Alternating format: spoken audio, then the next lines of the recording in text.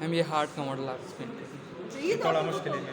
मुश्किल है। Yes ma'am. कुछ गलती शलती हो गई मुझसे तो फिर डर लग नहीं रहा है मैम, खैर तो मुझे जो भी होगी कि पकड़ो मैडम को। नहीं मैम, ये तो मेरे पास रहेगी, मैं किसी को नहीं दूंगा ये। अच्छा हमें सर में हार्ट नजर आएगा।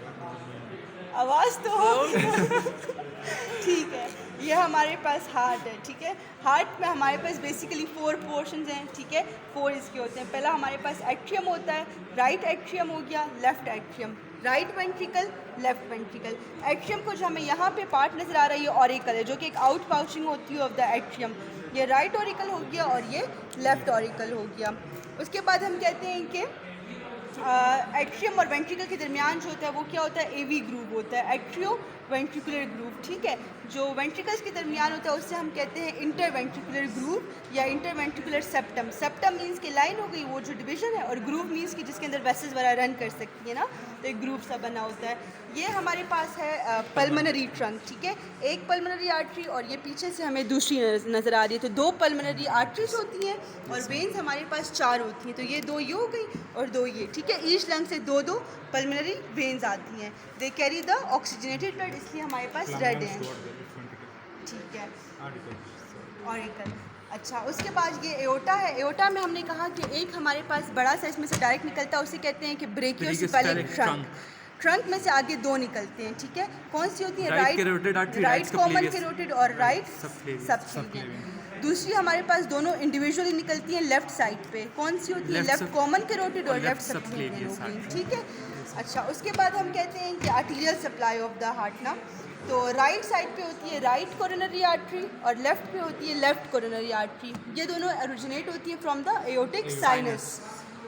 राइट कोरोनरी आर्टरी जो है इसकी ब्रांचेस देखते हैं। एक इसकी सबसे बड़ी ब्रांच होती है जिसे हम कहते हैं राइट मार्जिनल ब्रांच, जो कि हमारे पास diaphragmatic surface of the heart को सप्लाई करती है। ठीक है, और राइट वेंट्रिकल के यहाँ पे ये रन कर रही है। ठीक है, नीचे की तरफ। उसके बाद हम कहते हैं इसकी ब्रांचेस में आती हैं कोनल। ठीक है, ब्रांच टू कोनस। ठीक है, राइट कोनस। इसके अलावा एसे नोड हो गया, एवी नोड हो गया।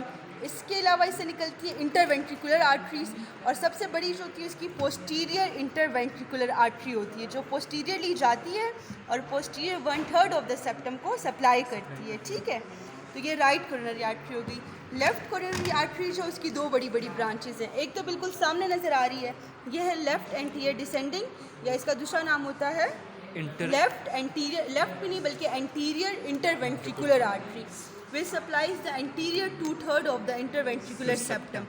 सर्कमफ्लेक्स आर्टरी है, इससे और भी मतलब स्मॉल आर्टरीज भी निकलती है, कोनल आर्टरी वगैरह भी निकल आती है।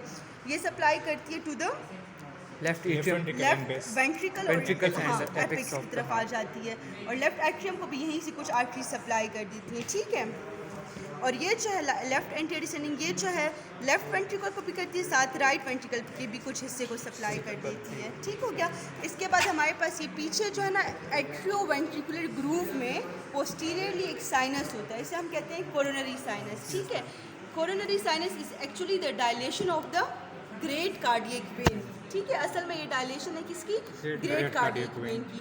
It drains the veins of the heart into the right atrium. ठीक है, राइट एट्रियम में लिख आएगा।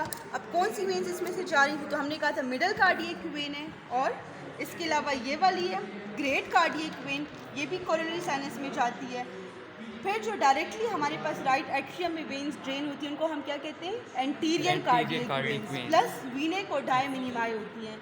They don't drain into the coronary sinus but drain individually into the right atrium.